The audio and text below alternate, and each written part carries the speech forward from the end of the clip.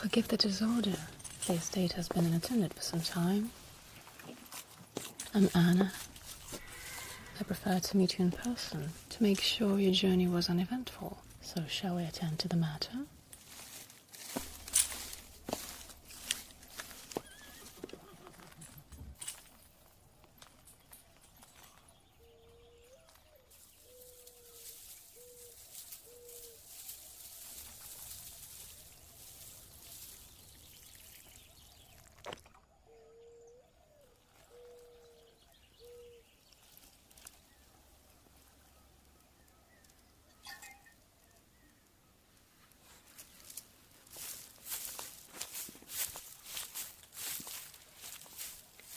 I had expected you later in the day, but this is perhaps for the best. It allows us to look things over at a proper pace. Do sit for a moment. I shall bring something.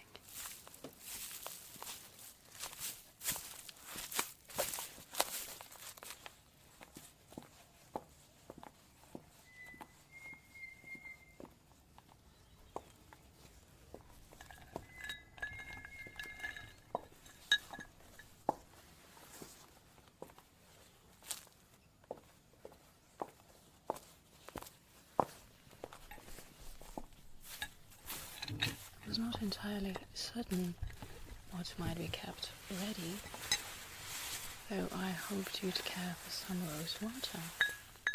If you don't mind, I'll serve.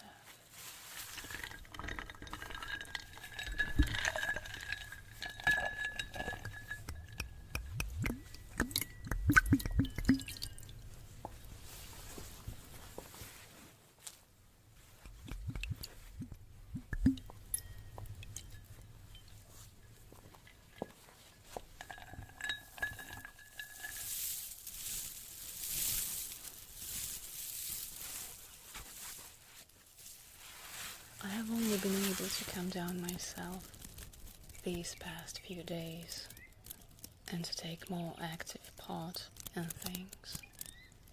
We are without a proper caretaker at present, so I find myself attending to rather more than I ordinarily should.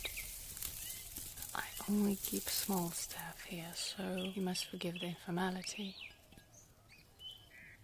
Your own maid will be sent over this evening. She will be at your disposal whenever required. So, what do you think? The garden is nearly the heart of this place, and the only part that still functions. It has been kept in tolerable order by the gardeners. They come and tend to the grounds and the greenhouses. The rest will require some attention.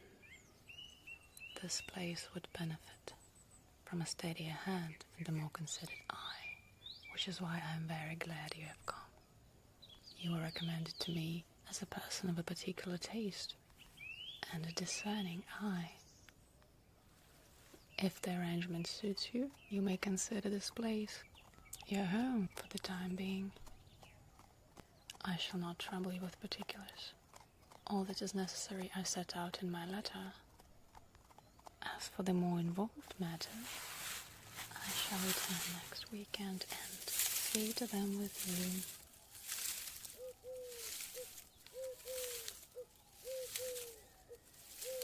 For today, I wish to show you the garden and the conservatory.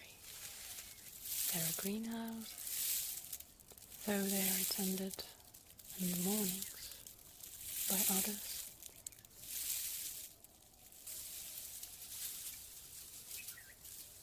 You have come from Mayholm, have you not?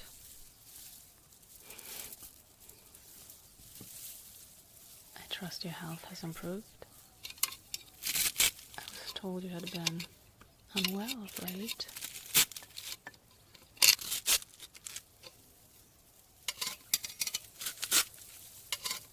Though I imagine you're not a native of Mayholm.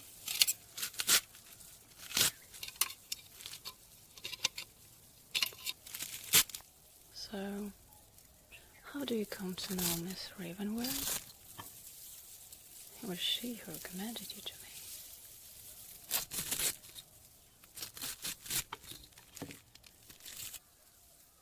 was also she who mentioned that there is interest in Summerhill.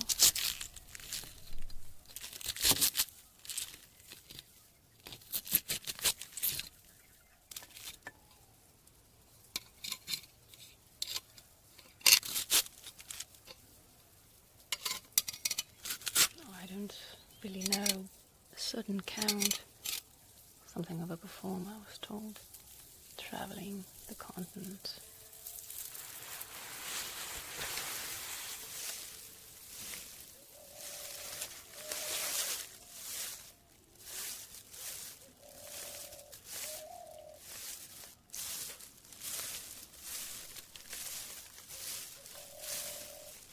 I doubtless could have turned my attention to the place just now, had there not been occasion. I am busy at Darrington.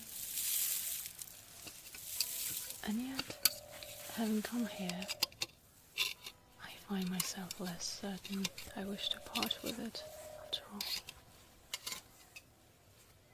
Who knows, maybe you take such liking to this place that you outbid the Count for it. The staff and people around the parish have a habit of talking. They ascribe a certain quality to Summerhill. I will admit, there is something particular about this place. At times, it seems almost more alive than one would expect. Also, this garden gives the strangest dreams. There's a particular wing I should like you to see. I imagine it may suit you for your stay. So this is the conservatory.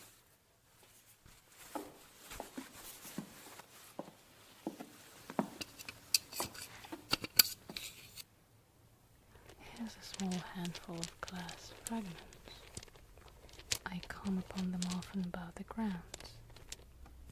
They are scattered everywhere, likely from some earlier glade, though I cannot quite account for them.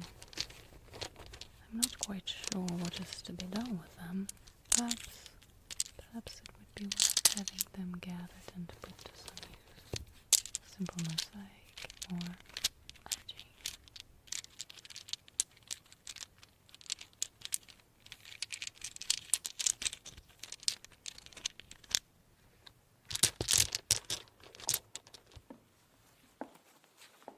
I also have a sample of marble. I wanted to consult you on this. Well, of course you need to see the drawing room, the facade, the stairs before deciding. Well, I really like the sample, so please let me know if you choose this one.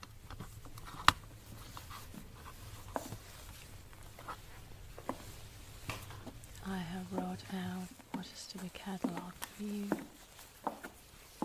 I am not quite finished, though I expect to do so today. These are to be moved out into the inner garden. Most of the collection remains in the greenhouses.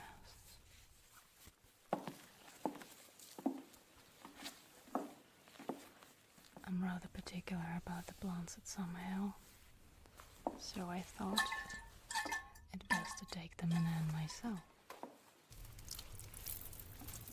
At least until your arrival.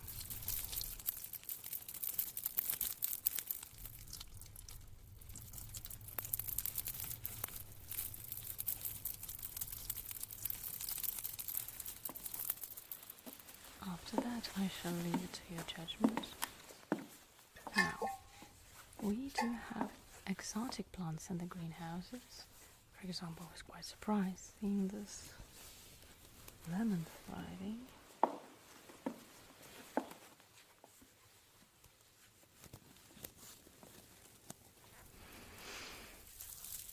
We shall not make trade of it. I think it best they will give it away. Now, take a look at that. Chandelier, or whatever this is. very old. See if you can do something about it. Well, a lot of work, obviously.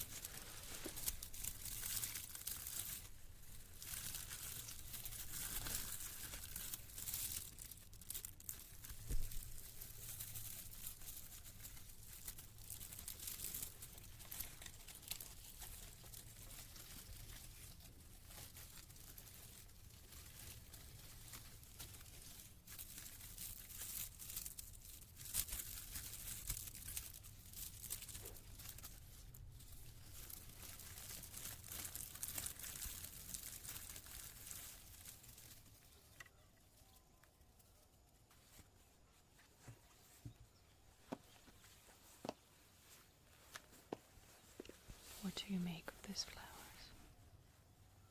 Do you have any particular favorites? Or anything you wish to see more of? I have always had a fondness for wildflowers, and for those that find their way through the paving.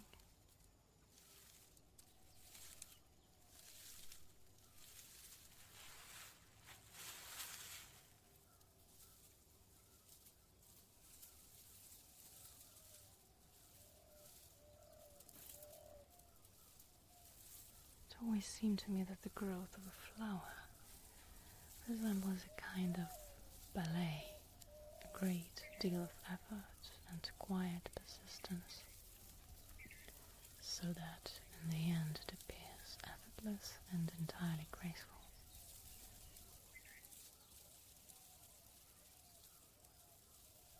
Would you care to rest a while on the chaise while I finish with the catalogues and see to these pots?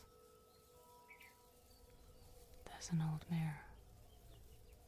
The gardener has some curious name for it. I imagine he has spent rather too much time dozing out here. I'm not quite sure what he meant by it, but there is something rather pleasant in passing a quiet hour in the garden. I have on occasion fallen asleep here once or twice and dreamt of exotic birds, a still pond, and a tree set quite upside down. I shall see to the pots and plants. You may look about the garden. Afterwards I will show you the house.